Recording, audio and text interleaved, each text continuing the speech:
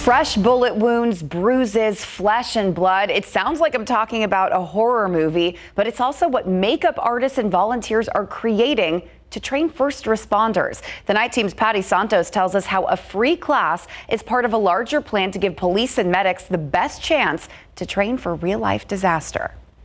Now you have sear marks. Using a little Vaseline, tissue paper, and makeup, Anthony Saldivar is introducing these volunteers to the art of casting, also known as moulage.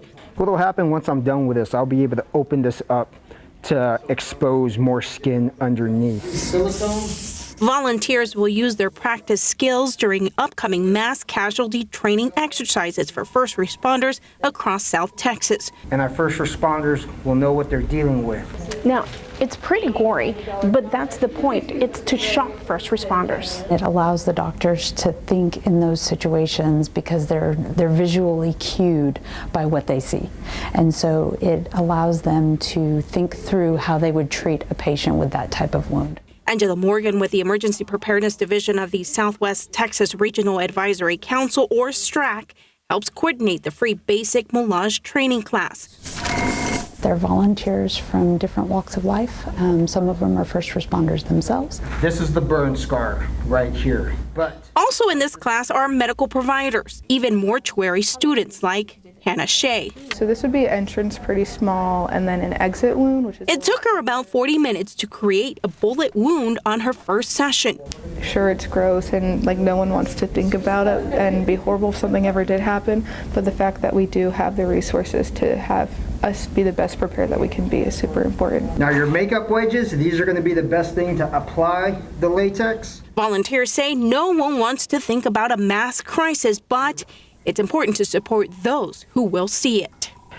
Once the fluid is introduced, blood is introduced, it makes the first responders on the exercise think a lot quicker and a lot more effectively because of how visceral the wounds can be with what the artists do here for them. That was Patty Santos reporting. So you just watched that and you're thinking, how can I learn to do that too? Well, STRAC has about 40 people on their volunteer list, but they do need more because they help train so many agencies around South Texas. If you are interested in going to the next class, just find the story on our website, ksat.com. Happening around America tonight, 5 people are in the hospital and police are investigating after a shooting in Seattle that happened in a parking lot last night in the southern part of the city. Police say dozens of rounds were fired from at least 2 shooters. 2 of those victims suffered life-threatening injuries.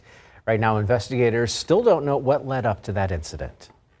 The Oklahoma City District Attorney dropping all charges against 7 police officers involved in 3 deadly shootings from 2020. That does include charges against 5 officers that shot and killed a 15-year-old armed robbery suspect. Case documents say that teen had dropped his weapon before being shot more than a dozen times. Authorities claim they determined the use of force was justified after reviewing body cam video and other evidence from the shootings. All 3 cases were dismissed with prejudice. Former President Donald Trump trying to reverse court rulings in 2 of his current criminal cases. Trump is trying to appeal a ruling that prevents him from moving his hush money payment case to a federal court. The judge over that case denied the original request to bring it to a federal court after finding the alleged criminal conduct had nothing to do with Trump's role as president. The former president pleaded not guilty to 34 counts of falsifying business records to conceal the reimbursement of hush money payments to adult film actress Stormy Daniels. The trial is scheduled to start next March. In D.C. now, President Biden and his administration announced a new weapons package for Taiwan. This will be the first time the U.S. has given equipment to Taiwan under what's known as the Presidential Drawdown Authority. The $345 million package will give Taiwan weapons directly from the Defense Department inventories. The U.S. previously allowed Taiwan to purchase weapons instead of delivering equipment direct from our inventories. It's unclear, though, what equipment is included in the package. Straight ahead on the Nightbeat, beating the heat in a different way. The cost of using your appliances goes up when it's hot outside. How to save a few bucks when you go to wash your clothes. That's next.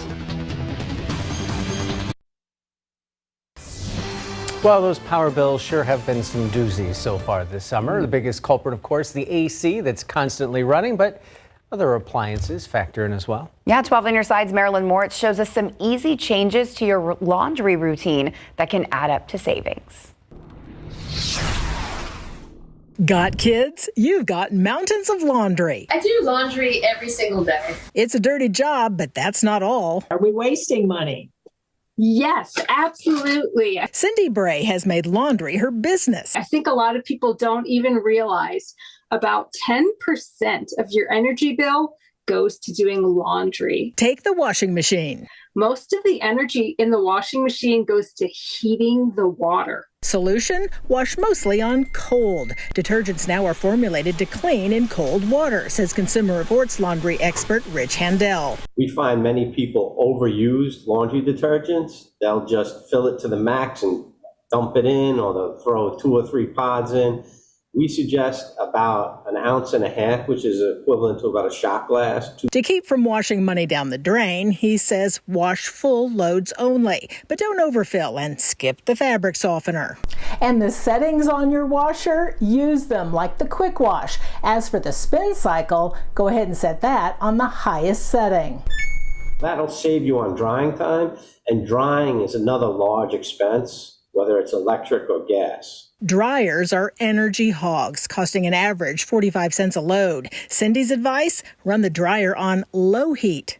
Even if you have to run that dryer for a longer period of time, you're going to save a lot of energy. And you know how sheets tangle into a ball? She invented this gizmo, wad-free for bed sheets. Prevents your sheets from wadding up, both in the washing machine and the dryer, so they come out cleaner and they dry up to 75% faster. Cleaning your lint trap, dryer vent, and moisture sensors will save drying time and money, too. And of course, there's fresh air, the frugal way to go. Marilyn Moritz, KSAT 12 News. That Dry in 2 minutes in Texas. Seriously, though, you're not wrong. Okay, so temperatures have been able to fall into the upper 80s gradually here tonight. Pretty quiet here in San Antonio. Of course, yes, it was another very hot day across South Central Texas. 101 in Gonzales was the high temperature, same up in New Braunfels. 103 in Cotulla. Carrizo Springs was able to climb to about 102 earlier this afternoon. 97 for places like Uvalde, and stretching over to Hondo there along the Highway 90 corridor. Here's the thing. Triple digits return here in San Antonio tomorrow. Forecast high of about 101. And then that's just going to continue as we head into the final days of July and get ready to kick off August, which of course is historically the hottest month of the year here in San Antonio. And we could see those temperatures build by a degree or two as high pressure settles back into the Lone Star State. So we'll get you another look at that. Plus, some folks out in and about the San Antonio area saw something pretty cool in the sky. We've got some KSAT Connect photos we'll show you after the break.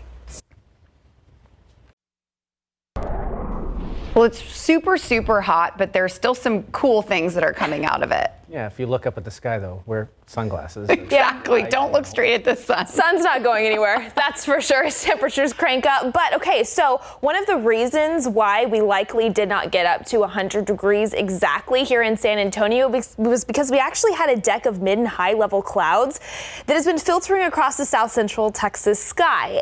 And take a look at this KSAT Connect photo. Because of that high level cloud cover, which is actually made up of ice crystals, some folks saw this weather phenomenon. This is actually a 22-degree halo. This, of course, occurs when those high clouds are in the sky. When that light enters those ice crystals that makes up that deck of clouds, it actually bends it and refracts it by 22 degrees, creating this awesome halo effect. So it's pretty cool. We actually got a few photos in earlier this afternoon. This was around lunchtime. So thank you all so much for sending that in to KSAT Connect. All right, looking ahead, our headlines here in San Antonio, near record triple-digit heat still going to be the story over the next several days. That is not going anywhere. But remember, we've been dealing with some Saharan dust over the past couple of days. That's why we've had a haze in the sky. That's actually going to filter out of here tomorrow. But still, no notable rain chances, unfortunately, to talk about over the next 7 days, but maybe we have the potential to see a little bit of a pattern change into the second week of August.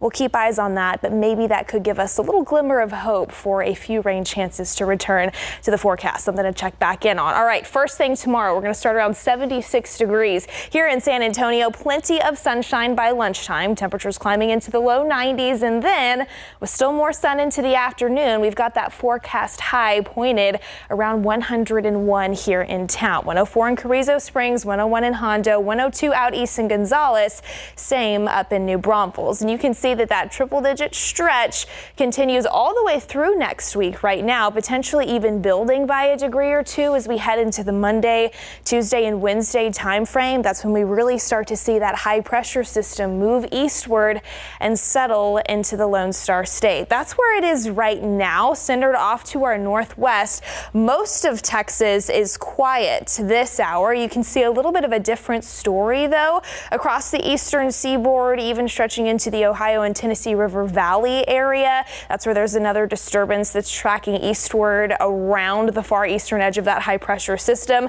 That's actually where the Storm Prediction Center has a 1 to even 2 out of 5 risk for some severe weather to happen later on tonight and into the early morning hours of our Sunday. Of course, not expecting anything like that here in South Central Texas. We don't even have those notable rain chances to talk about, unfortunately.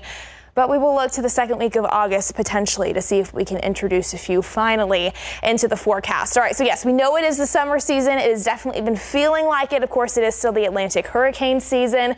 The only little disturbance and tropical wave that the National Hurricane Center is currently monitoring is this disturbance out in the central Atlantic. This is going to take more of a northerly track here over the next 7 days. It does have a high chance of tropical development, but you can see it is going to stay well east of the United States. So that definitely is the good news there. Of course, we will continue to keep eyes on that. Until then, that Saharan dust filters out tomorrow, and then the big story is the daily triple-digit heat, near record heat, that does continue in spots. But as we were mentioning earlier, the good little silver lining news is that humidity does drop a bit into the afternoon. So during the hottest part of the day, at least those feels-like temperatures shouldn't stray too far from the actual air temperature. So we'll monitor it, guys. As long as we don't get close to the 110s, I think we're doing okay. Yep. Thank you.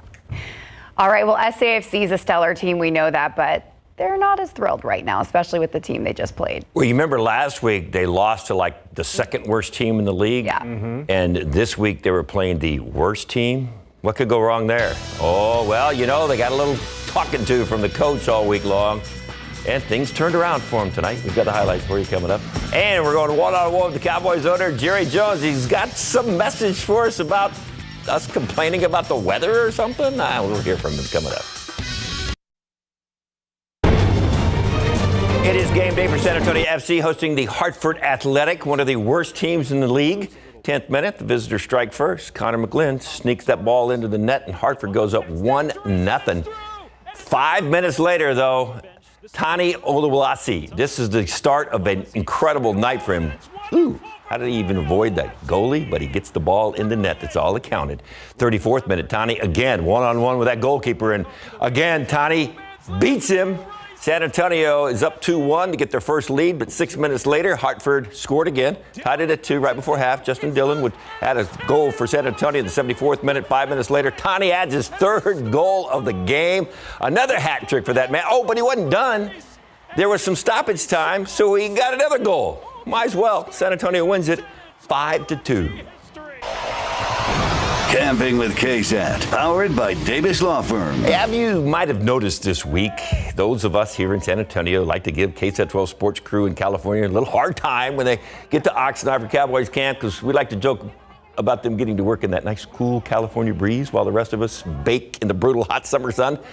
And we got to admit it's a little jealousy, but Larry Ramirez sat down with the Cowboys owner Jerry Jones for our annual visit, and he got back at us with a reminder on why the Cowboys are actually in Oxnard in the first place. A great place. You and I were talking about this breeze that we've got. And you actually could say you might need that long sleeve shirt out here. But what it does do, seriously, it allows us to have about twice as many repetition with our players as to the protecting their soft tissue, pulls, things like that. And boy, that's productive. Mm-hmm. Yeah, he sold it. You can hear more from Jerry Jones tomorrow night on Instant Replay at 11. He is actually telling the truth. I mean, they can get a whole lot more work done out there than they can. Yeah, but he looked right at the camera. Yeah. Couldn't they get that same work done in the Alamo Dome? Well, they could. Aha! See, Jerry? There's a can of worms you're opening up. Yeah. Then we should probably wrap this up because you know Tim. We'll be right back. All right, here's a final look at your Sunday, starting off around 76, a high of 101 as we head into the later portions of the afternoon. Plenty of sunshine, Saharan dust filtering on out of here, and then more triple digits continue all the way through next week. Unfortunately, no notable chances for rain. For that, we'll have to look to potentially the following week. Keep on keeping on. That's all of our time. Thanks for watching. Tim didn't get in trouble tonight, but we have another chance tomorrow, so be sure to catch us at 5:30 and 10.